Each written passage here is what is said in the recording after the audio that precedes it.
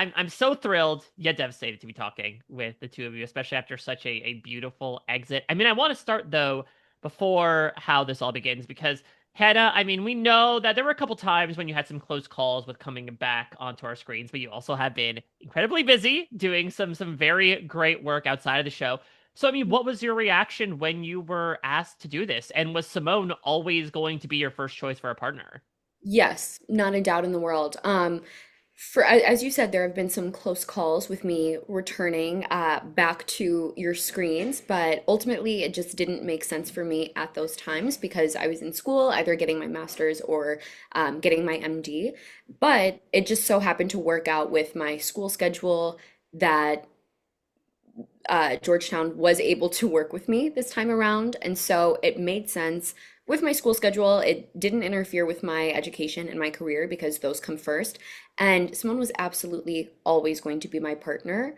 And I will say, like, Simone and I have pretty similar skill sets. We have similar strengths, similar weaknesses. And um, I think sometimes that can hurt a team just because you want to be able to balance out your partner and vice versa. But at the same time, like Simone and I went on to this show, yes, to compete, yes, to win $1 million, but at the end of the day, we just wanted time together because that's something that we were sort of robbed of in our childhoods. And so this experience allowed us to actually spend the most uninterrupted time together since I was 12 and since she was 9. And so that is what mattered most. And I'm so happy that Simone was able to do this with me. Me too. I'm so thankful. Well, let's fast forward sort of from the beginning to the end here, because I mean, Simone, we can see the emotion mounting on your face. It was an up and down day where, you find out, okay, two other teams were U-turned, but then you fall into last place and you're literally racing against these teams on the cobblestone. So talk me a bit through your headspace, as especially these other teams pass you by, and, how much did it mean to have your sister at one point literally at the finish line, trying to talk you through a very difficult moment. Yes. Well, first off, having her literally from the moment we read that clue, I could hear her cheering me on, even go Simone, like you got this in building it, like you were made for this, all the way until, like you were saying, Mike, the finish line when I passed it in 35, 36 seconds. It meant the world. And that really, really kept me going because as you could see, not only on my face, but I felt that it was a little evident in the other teams as well, that everybody was so tired. And I think that at this point in the race, we've all reached a level of almost exhaustion, which all from the best things because we're still so, so thrilled to be doing each of the challenges. But I think that having that sort of like tiredness set in mixed with, as you could see, it was raining out. It was it was still pretty cold. And so I think that all of those factors really definitely did set the mind back just a little bit. And so I did the challenge probably about 25, 26 times, walking up and down the hill, still exhausted, but there is not a chance that I would have been able to power through without the support of Hannah. And again, a smile never once faded from her, and her cheering never dipped at all. Again, she was literally pumping everybody up, all of the racers on the staircase to shout, "Go Simone, you got this!" And I Even think that like that's the such a pass the passersby in the background, like people like just people in yeah. Croatia. I was like, guys, shout go Simone. They were like, I said, just do it. Yes, exactly. So that helped a ton.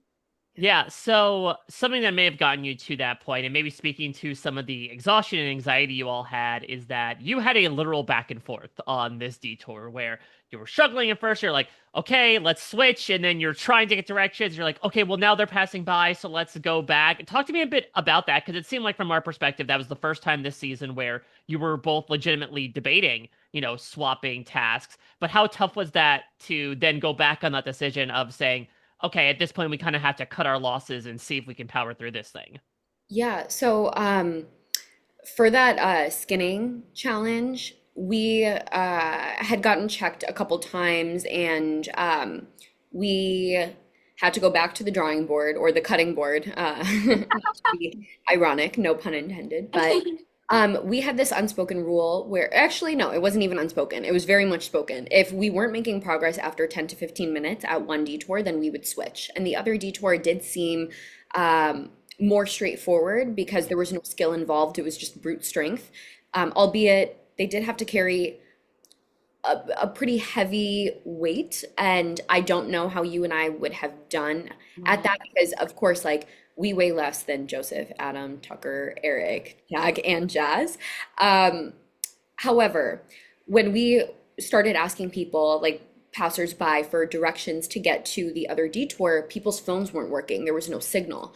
And so we were like, we can't, that's why we ended up going back because we were like, we've asked three people, none of their phones have worked. We can't keep wasting time doing this, especially with a double U-turn up ahead. And you never, it's not over until Phil says it's over. And so we don't want to discount ourselves. We want to give ourselves the best shot. We're wasting time. Let's just go back. Let's go slow. Let's go steady. I'm going to be patient with myself. I'm going to be patient with my sister.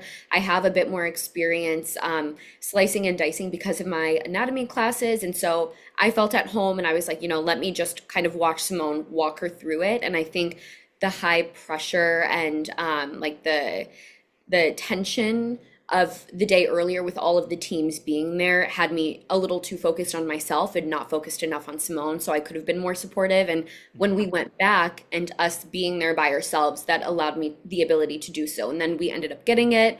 And we fully thought that someone was going to U-turn us, whether that be Rubina and Christine or one of the later teams, just to give themselves the most insulation as possible.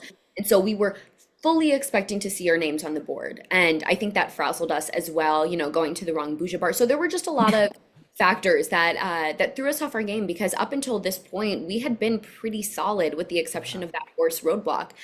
And when we saw that Rubina and Christine and Izzy and Paige had been U-turned and we weren't actually in last place, we were like, wait a second, we just have to get through this next roadblock and then we are still in this race.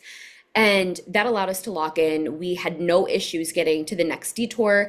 That's when Adam shouted, it's a building challenge, and then you have to race down with your cart. And Simone and I were like, okay, Simone, you're the handier one. You have built furniture. I have never built a single thing in my whole entire life. I've done surgery now for the last couple weeks. Building furniture is still harder to me. Um, and so we were like, yeah, Simone, you got this. So it was Simone's time to shine. And, I'm so proud of her because even though you did see her cry, she never once gave up. She never Yeah. once considered forfeiting. She was determined to get it.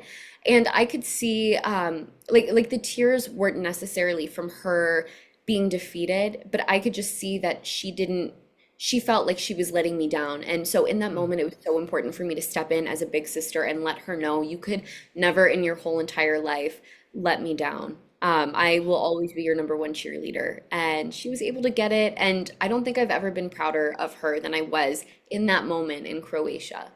Oh my Aw, God. I felt that too, Hannah Banana. I know you've always been my biggest supporter, and I know that I could never let you down, And and you could never let me down. and you're my biggest supporter too. My Aw. God, I love being in the room for this. I just love being a third wheel to the Hey, sisterly love. Mike. My goodness. Well, Mike, you I want to might. be the third Chata sister?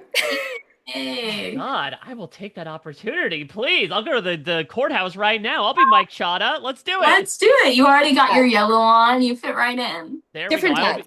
I'll be the Different Aunt death. Peggy of the Chada sisters. Well, let's talk about something maybe a little more acrimonious here because you mentioned the U-turn. I'm sure you had both thought of if the opportunity came where, let's say, you excelled at that detour and you got to the U-turn board in an early position, you may have had a team in mind, if anyone, to U-turn. Who would that team have been? Yeah, Simone and I had so many discussions about this, and I'm honestly glad that we weren't put in that position, because then I don't know if we would have necessarily left the race with the caliber of relationships that we have now, because Simone and I never had to get blood on our hands. But I don't think we had a specific team in mind. We were always kind of thinking of two things. Let's increase the buffer or let's maximize the buffer that we have. And so if we excelled at that detour, I think any of the teams behind us would have potentially been fair game for us to U-turn, just again to give ourselves the most buffer possible. Because for these physical challenges, Simone and I knew that we were just never going to be the strongest. We were never going to be the fastest, the most agile. If you look at us in person, you would understand why. But Simone and I were also kind of committed to not going against the all-female teams if we were in the position to refrain from doing that. So that's kind of what we were thinking, because there have only been so far out of 37 seasons, six all-female winners. And so we didn't want to, I guess, contribute to that statistic by going against the other all-female teams. But again, you never know. Like these are all hypotheticals, but that's kind of what we were thinking. I want to talk a bit about some of these relationships you were mentioning because you're on the starting line. Yeah. And here comes Kylan and Taylor walking in with an express pass, and they're given the ability to gift one to another team. And you mentioned, your relationship, obviously, Hannah, that you have with Kylan both in and out of the house. What were your reactions to the decision that they ultimately made? Was this something that surprised you? Kind of. Yes and no. I think, okay, well, Kyland and I, we obviously lived together after playing Big Brother for like a good year and a half. And I'm very close to everyone in the cookout. Each of us definitely have our own dynamics with one another. Like my relationship with Tiff looks so different from my relationship with Kai, Yeah. and so on and so forth. I think in that moment we understood what Taylor and Kyland were trying to do. They were maybe trying to strengthen their bond with Jag and Jazz. Jag and Jazz are strong competitors, and I know the way that Kyland operates in these games. He likes to align himself with players like that, and he feels like if he scratches their back, they can then in turn scratch his back when they're in a position of power. And so it's almost like you're betting on the team you think will do well in hopes that they return the favor. Does it make sense? No, absolutely not. Because I don't think a piece of paper is necessarily going to change the dynamic you have with a team on a season like this. I think history trumps all. And so why not give it to a team that you know has your back no matter what? You know we're aligned, you know we're close like family, we know each other's families outside of the race. And so why not I guess like vie to keep us in the competition if you can. So we were expecting them to give it to either us or Joseph and Adam for the same exact reason. Or if you want to maybe bring in a team on the fringe, like Natalie and Stephanie, they're an all-female team and they had no one in this race beforehand. Not a single person, maybe besides Enzo. And so we thought that would have made more sense than giving it to Jag and Jazz, but we ultimately really tried seeing where Kyland and Taylor were coming from. No bad blood. I still think it was a dumb decision, but let's see how it plays out for them. Well, last thing I want to ask is exactly the dun dun dun. The last thing I want to ask is obviously, as you mentioned beforehand, I mean, this was a prime opportunity for the two of you to get to know each other in such an intimate way for the first time in over 10 years. So I'm intrigued to know from each of you, what did you learn the most about your sister racing around Europe together? Let's start with you, Simone. Sure thing. I would say one of the many things that I learned about Hannah was how to maintain a sense of confidence and trust in yourself. I know that Hannah, well, I've known this about her since day one, but seeing it in action in the race is when you make a decision, you have to trust yourself, be confident in the decision, no time for wishy-washiness, believe in yourself, and trust that you're making that good decision for yourself and just commit to it. Hannah, what about you? I learned just how resilient my sister can be. She never gives up on herself. She never gave up on me, and she smiled no matter what. Someone could have pushed her off the cliff of Dubrovnik, and she would have been smiling on her way down. And from that experience, I have really tried to apply that to every aspect of my life. If I have a hard day at work with a patient, with the team that I'm working on, I always just think about Simone. Like, what would she do? She would be smiling, and she would definitely look at this scenario with a glass half full mentality. And so that's something that I have taken away from this experience. Probably the biggest thing that I learned from her. And as I said, I still try to apply it every single day.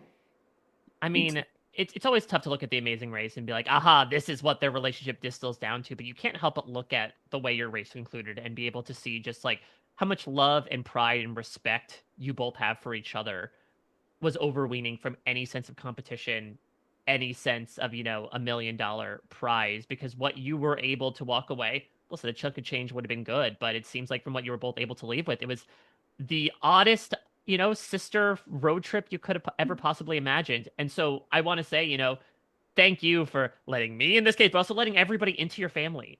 Because this is the reason for the season, right? These are the ways that we get to know these people that we have been seeing on our screens and the lovely, incredible people who help make them who they are each and every day. So, said this many times, I'll continue to say it. Thank you both so much.